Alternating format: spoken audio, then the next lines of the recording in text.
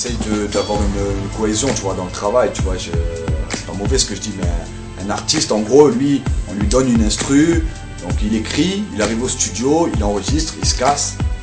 Et derrière, tous les ingénieurs, tout ça, ils font le boulot. Donc moi, il faut savoir que je passe énormément de temps, que ce soit déjà faire une instru, à écrire, à enregistrer. Après, je me tape tout le mix. C'est pas péjoratif ce que je dis, hein. Ça me plaît, tu vois, de toucher à tout ça. Ça me plaît parce qu'en plus, c'est moi qui ai le contrôle, tu vois. C'est moi qui donne, c'est moi qui, je lui donne la couleur que je veux, je lui donne la dynamique que je veux à mon morceau, tu vois, à mes morceaux, à mes albums.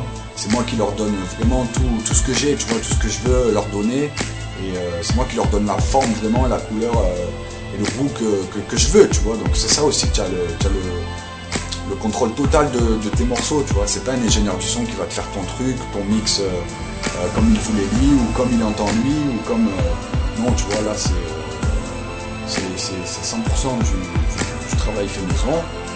Et d'un côté, c'est pas plus mal, parce que, comme je disais, c'est pas un poids, tu vois. Moi, je le fais avec plaisir. Mixer, masteriser, c'est toujours une expérience. En plus de savoir le faire, c'est toujours bénéfique pour la suite. On sait jamais, dans l'avenir, tu vois, je peux être amené à bosser dans un studio, c'est changer une carrière, avoir peut-être un studio, ou on sait jamais, tu vois, donc je saurais déjà faire tout ça. Et puis en plus, c'est un plaisir, voilà, c'est d'autant plus enrichissant de pouvoir faire ça. Donc, voilà.